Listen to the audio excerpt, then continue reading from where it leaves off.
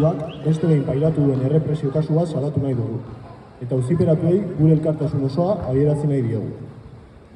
Maiatzaren 8 ekainaren 3 arte luzatuko den epaiketan, 21 pertsona epaituko dituzte. Tartean donostiar bat. 2021ko maiatzean, blog Jaboseko 3 bizilagunen etxegabetzea geldiarazten saiatzeagatik. Bartzelonako Poblesek auzoan dagoen eraikin honen etxegabetzeak 5 ordu baino gehiago iraun zuen. 10 pertsonak egindako erresistentziari esker. Orain ordea, elkartasun hori guztiak kriminalizatu eta errepresio politikoaren bitartez zigortu nahi dute. 20 hilabeteko espetxe zigorra eskatzen diote auzipetu bakoitzari. Guztira 35 urte. Baita 100.000 euroko isun eta kalte ordainak ere. Etxegabetzeari dagokionez, Desokupa enpresa faxistaren parte hartzea eta eskuadra mosoen erakustaldi neurrigabea azpimarratu nahi ditugu. Hori gutxi ez, eta mosoen indarkeriazko estremismoak ikertzeko unitate zentralak hartu zuen kasua. Talde terroristak ikertzeaz eta aurkitzeaz arduratzen polizia taldeak. 2022ko otsailean auziperatuako 4 kide haien etxean atxilotu zituzten. Prozesu judizial honetan, herri eta auzo askotako kideak daude auziperatuta. Valencia, Reus, Manresa, Barneda, Poblasek, Raval, Sants, Horta, Guinardo, Neubarriz, Casolers eta baita Donostiar bat ere. Etxebizitzak gizarte kapitalistan hartzen duen merkantzia izaerak dakartzan ondorioak agerikoak dira.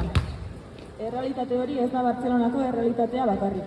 Donostian ere ondo baino beto dakigu eredu horren ondorioak zein larriak diren langile klasearentzat. Egoeraren larritasunari erantzunez, Euskal Herriko etxebizitza eskubidearen aldeko mugimendua indartu egin da, eta honek etxebizitza sindikalismoaren erapena ekarri du. Izan ere, hainbat etxebizitza sindikatu sortu dira auzo eta herri ezberdinetan. Gatazken aurrean autodefentsarako tresnak garatu ditugu eta desjabetuok modu autonomoan antolatzen hasi gara. Oinarrizko eskubide eta bizi baldintzen alde. Orain arte ordea, administrazio bide eta zigor ekonomikoak erabili izan dira etxebizitza eskubideen aldeko mugimendua jazartzeko. Kasu honetan, bide penala jorratzea erabaki dute, espetxe zigorren bitartez heldurtuko dituztelakoan. Praktika hori gainera ez da salbuespen bat, behin eta berriz errepikatzen ari diren praktika bat baizik. Etxebizitza eskubidea bermatzetik urrun, jabetza pribatua eta burgesiaren etekin ekonomikoak lehenesten dituen sistema baten menpe bizi gara eta inolako gupidari gabe baliatzen dituzte zigor eta errepresio mekanismoak langile klasearen interes eta eskubide kolektiboen defentsan antolatzen garen guztien aurka. Hala ere, beldurra galdu duen indar politiko eta sozial bat zabaltzen ari da, eta argi dugu. Etxebizitzak defendatzen ditugun modu berean, errepresioak kolpatzen gaituen aldiro klase elkartasunez erantzuten jarraituko dugula. Elkarrekin antolatuz eta borrokarako komunitate politikoa eraikiz. Horregatik, gaurko agerraldian parte hartu dugun Norbanako eta eragileok Jabors absoluzio dinamikarekin bat egiten dugu, eta martxan dagoen doaintza kanpainan ekarpenak egiteko deia luzatzen dugu. Baita, elkartasunez antolatuko ditugun ekimenetan parte hartzekoa ere.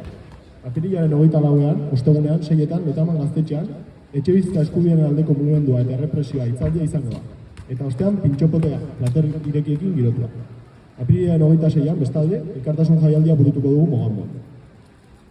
Etxebizitza eskubidearen defentsan, klase elkartasuna.